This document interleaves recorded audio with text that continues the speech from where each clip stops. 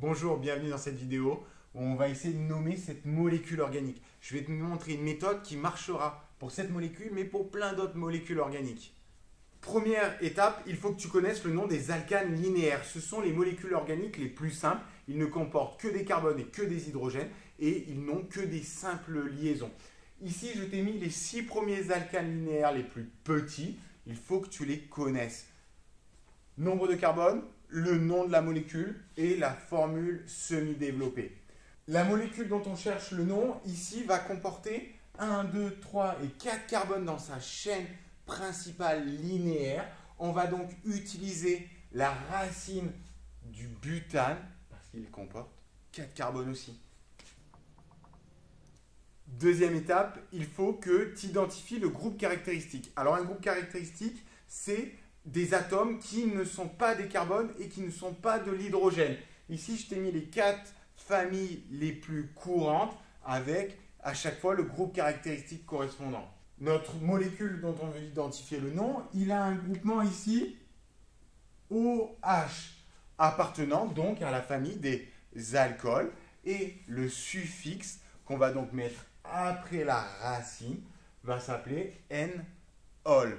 Le petit n, j'y reviens un petit peu plus tard, c'est la place du groupe caractéristique. Donc notre molécule, ça va être toujours du butane et on va rajouter le suffixe butane, N-ol. Butane, on enlève le petit e, N-ol. Troisième étape, trouver la chaîne carbonée linéaire la plus longue possible qui porte le groupe caractéristique. Ici, le groupe caractéristique, c'est le groupe OH. Il faut forcément inclure ce carbone qui porte le groupe caractéristique OH dans la chaîne carbonée linéaire. La chaîne carbonée la plus grande, ça va être celle-ci. 1, 2, 3, 4 carbones. Une chaîne linéaire qui comporte 4 carbones, on utilise la racine butane qu'on a vue au tout début, ici. Butane. Quatrième étape, je vais nommer les carbones de ma chaîne principale pour que le carbone qui porte le groupement OH, ici, le groupement caractéristique, soit le plus petit possible. Je pourrais donc nommer ici ce carbone, le carbone numéro 1, 2, 3 et 4. Mais je pourrais aussi partir dans l'autre sens. Ici, ça serait mon carbone numéro 1, 2, 3 et 4. Lequel des deux je dois choisir? Celui qui porte le groupe caractéristique soit le plus petit possible. 2 ou 3? 2. Je vais donc choisir ici mes chiffres noirs. Qu'est-ce qu'il me reste à faire? Ici, le petit n, c'était quoi? C'était le nom du carbone qui porte le groupe caractéristique. Carbone numéro 2. Je vais donc transformer ce petit n en 2. On se rapproche du but. Pour l'instant, c'est du butane 2-ol. Une dernière chose dont on n'a pas parlé, c'est ce groupement CH3. Ça fait partie de la grande catégorie des ramifications.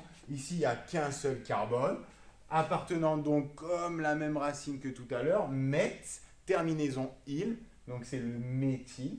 Le petit n, c'est le nom du carbone. Ici, c'était le carbone numéro 2.